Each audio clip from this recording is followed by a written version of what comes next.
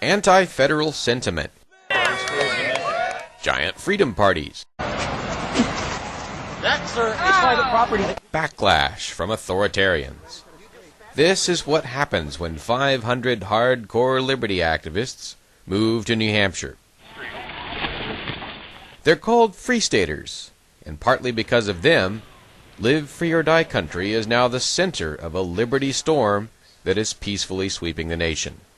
The idea is simple. Move thousands of liberty lovers to low-population New Hampshire and concentrate pro-freedom efforts here. So far, almost 10,000 have pledged to make the move. Nearly 300 were already here. Over 500 have migrated. With 800 registered activists, the Free State Project's activist base now rivals those of the major parties. And the results are impossible to ignore. Already 4 Free Staters hold seats in the legislature. Roughly a dozen hold local office. Their supporters crowd the halls of government as volunteer liberty lobbyists. Behind the scenes, patient operatives now monitor every bill for breaches of liberty. The more dangerous proposals trigger massive opposition. Already the Free Staters and their allies have defeated attempts to impose a seatbelt law. They've partially deregulated homeschooling, and they've fended off all attacks on gun rights since the state was selected in 2003. They've opted the state out of Washington's Real ID scheme and sent wall-to-wall crowds barreling into the State House, demanding state sovereignty. Even the top name in national liberty politics says Free Staters impacted his decision to run for office. When you came to New Hampshire in February '07 to try and decide whether you're going to run for president, right, you got about 150 people to greet you at two of the most major events.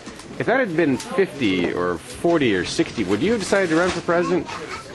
I would have been more reluctant, but that was a big encouragement, because I had always been reluctant because I didn't know what the numbers of people would be interested in.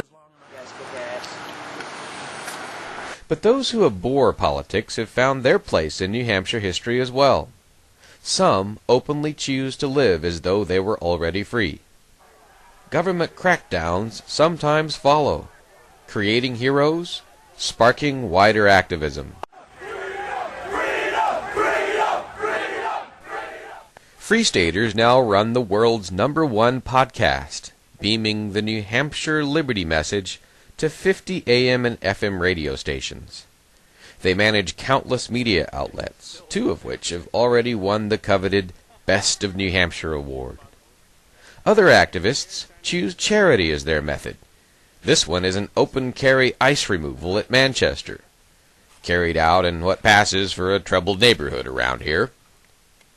Their efforts have triggered hundreds of media articles, including repeated coverage on Fox and CNN. Before the migration, New Hampshire already had a liberty reputation. There's no broad-based income or sales tax here, no helmet law, few gun laws. For decades, these advantages triggered a natural flight of freedom lovers from the other states. They wouldn't let us go home. I was wondering what you did. Oh, my. Surprisingly, it is the social aspects of this individualist movement which have become dominant. What was one of the best things about moving up here? The people. The people out here are just amazingly nice and are really receptive and open and helpful. How has it changed your life mostly moving out here? It's gotten me a lot more involved. It's really changed my opinions on a lot of issues. It's made me a lot more outspoken and opinionated and confrontational even, but not necessarily in a bad way. As the United States continues down the path toward authoritarian chaos, Free Staters know the challenge they face is still formidable. But the goal is not liberty in our decade. It's liberty in our lifetime. And every activist who moves here knows she is moving one step closer toward that goal.